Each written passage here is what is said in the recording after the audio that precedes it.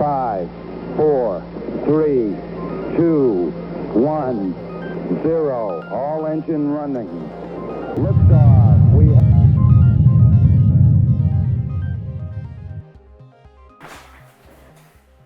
The Invisible Man is directed by Lee Winnell and stars Elizabeth Moss. In this interpretation of Universal's horror flick, we get a very science fiction-esque thriller where we follow Elizabeth Moss' character in sequences of events, trying to get away from her ex-husband that she believes is still alive. Early on in the story, we get information that the husband has committed suicide, so she's getting a large inheritance from him, about $5-6 million.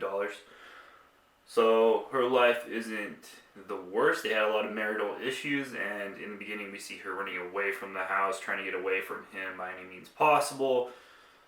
Also running across a road, jumping fences, that kind of stuff. So she's trying to get away from her husband in an abusive relationship, and finds out that he committed suicide based on the evidence, some kind of evidence, which we see later is a cover-up. Trying not to have too many spoilers on this review, so if you do want to check out Invisible Man, please do.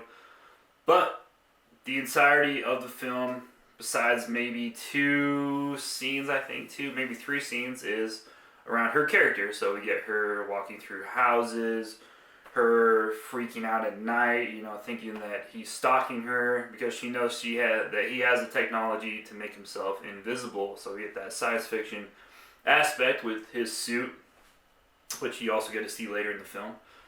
But she's basically, most of the movie is her psychosis going through what happened and her trying to, reconcile her life, and her believing that she's seeing her ex-husband, and he's stalking her, and she even gets pretty good evidence that he's still alive. There's one issue where she finds a note, and then a couple scenes we see his breath because it's so, it's colder outside, so we get to see his breath behind her, which is super creepy. Visual effects are pretty awesome in this movie. We get a lot of scenes like that where you can't see him at all, and then, you see like a little glimpse or the light coming off or something weird like that, or his breath, for instance. So little cool effects like that really delve into that character and give you a closer look on what suspense thrilling is, and how it works, and scene to scene, how it can build up to the climax, which we get, which definitely delivers in this movie. Characterization is pretty good. Her friends are pretty decent. The plot structure is pretty solid. It's pretty simplistic, nothing crazy. We get, it's basic thriller, a little bit of science fiction thrown in there, but basic thriller, by the books, by the numbers, scene to scene. So we get that. Elizabeth Moss is really good. I keep saying Moss. Elizabeth Moss is very, very good in this movie. She's done a really good job acting lately. Definitely very good acting. Just a psychological aspect, because she's very, very terrorized throughout the film. So, and everybody thinks she's losing her mind, like she's crazy. And she doesn't really talk to her sister, so she doesn't really have family besides that in the movie. There's a couple logical leaps in this movie. I think 2 or 3 scenes where you're just like, yeah, that would never happen. Like one, for instance, without spoiling anything, is in a very, very crowded restaurant with lots of, there'd be, if there was at least one security camera, they'd be completely, that'd be the end of the movie. And the cat would be out of the bag, but for some reason they don't get that. I do like the ambiance of his house and his camera systems, and he's this huge engineer, this scientific, engineer, so it's really, really cool seeing his house, all the cameras, and super futuristic looking house too, so that part's also cool, like her going through it and then thinking that he's stalking her, and then going room to room, and then the camera angles and what they use to build that suspense is really, really cool, because they'll just pan out into a corner, and you're thinking you're going to see something, and you might see something, it might be a jump scare, and then they'll just keep panning. You're like, okay, okay. But most of the movie is pretty slow. There's a couple fight scenes in it that are pretty cool. Really, really cool actually really, really cool. Her fighting, just the air. It's pretty awesome. You don't really see the entirety of the suit. You might see like a hand or something in different scenes. It's a very, very cool scene where she's escaping a hospital and he's just going through cops like Terminator 2 style. So that was definitely my favorite scene. Let me know in the comments if you've seen the movie what your favorite scene is. There's a lot of cool stuff done in this movie. I think the what they did with the movie, it definitely pays out. You get more than you expect, at least what I thought. I thought it'd be a decent movie. After seeing it, it's a pretty damn good movie. I would like them to leap into the science fiction aspect a little bit more in this movie, but obviously it's a horror, thriller type movie, so we don't get that sci-fi aspect that I would like. But that's just me nitpicking.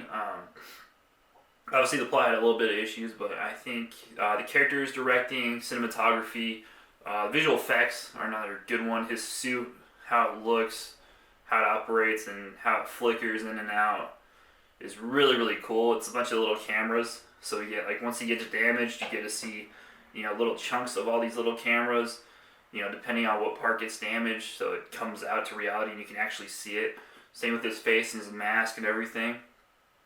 He looks a lot like Cybot, if you played Mortal Kombat. Just the whole science fiction looking helmet and everything. Really, really cool. Completely black suit. Also really cool. Aesthetically awesome. I'm going to give Invisible Man a 8 out of 10. I really enjoyed this one. I know Universal kind of bring it back, it seems like. But yeah, compared to the last one we got, it was super cheesy and he had the chemical spill and just walking around. It's like, oh, he's invisible now. This one makes a little bit more sense. It's not chemical, so it's actually a tangible suit, something you could create, given your career and your inventory and what you got and all your cameras, and it could actually be done. That's the crazy thing about this movie. It could actually happen in reality. You could have a crazy ex-wife, losing her mind, going through a traumatic event, and you could have the antagonist, this super wealthy, billionaire inventor, create this suit, going through and stalking her. It could actually happen. Makes sense. But on the promos, we got the Degenerate Ziac and his Unruly Adventures, completely funded. We're almost to our next stretch goal. We're $30 away. If you want a fresh copy of Ziac in your hands to hold right after the Kickstarter is done in August, approximately August, you can do that. Go to the page and check it out on Kickstarter. Also, on our website, on our campsite, you have all of our prints. You get our commissions. So you can order prints of Iron Man, Batman, whatever else I have on the store. You can order a commission by invoice. Commission based on your size in black and white. Whatever you want for approximately $200. If you really like, Teenage Mutant Ninja Turtles and it's not in the store, you can order a specialized commission. Obviously, it's going to have my style thrown in there, so if you don't like my style, probably not a good idea to order. But check it out. Also on the store, you got our Spotify and our YouTube, if you're probably watching this on YouTube, but please subscribe. If you go to Spotify, you can check out the Sci-Fi Sunday. Sci-Fi Sunday is our science fiction episodes of our podcast, every Sunday coming out. And you can also vote on the podcast on Facebook. So please go and like our page on Facebook. And next we got charities. Proud to announce that iCore Comics donates a portion of all our earnings to charity. And we have the Fisher House Foundation. At Fisher House Foundation, we put bricks together. We build homes away from home, close to military and VA medical centers, so free lodging and care are close together. But more importantly, we bring families together so they can recover, heal, and ultimately put their lives back together. Imagine what more we can do together.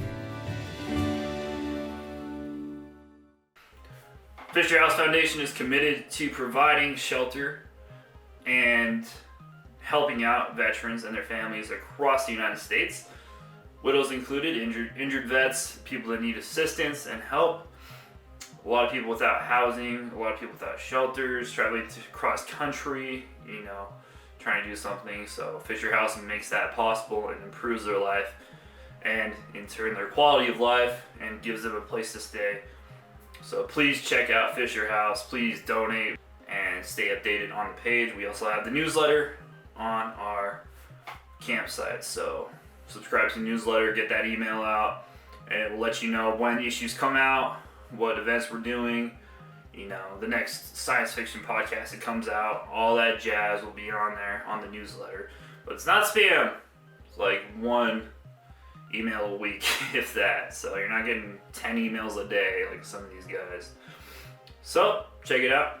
But that's all I got. I hope everyone's having an engaging week, a good week. Hopefully you're going back to your normalcy and going back to your jobs, and I wish you guys the best. I know there's a lot of people going through hardship.